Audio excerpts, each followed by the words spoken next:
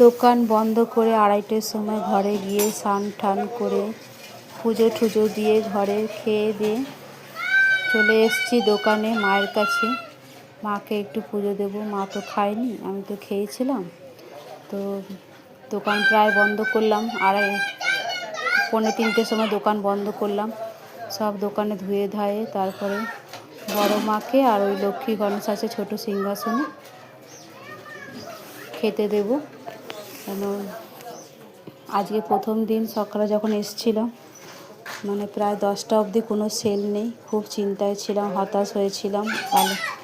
তখন বড় মাকে বললাম, বড় মা তুমি দেখো, তোমার জন্যই আজকে আমি এতটা এসেছি, কেউ না মানুক আমি তোমাকে মানি।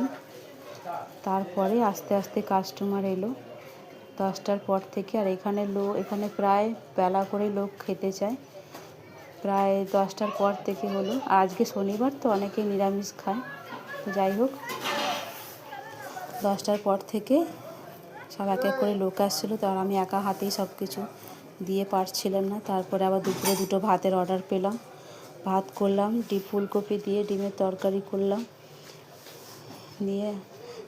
তো আমি এই 3:30টার সময় দোকান খুললাম, কেন ভাড়ার দোকান তো, এবার তাড়াতাড়ি করে না খুললে চলবে কী করে। তো বিকালবেলা আইটেম হচ্ছে ঘুগনি ঠুগনি রাখবো, রাতে রুটি তরকারি। তো পাশে থাকো এরকম।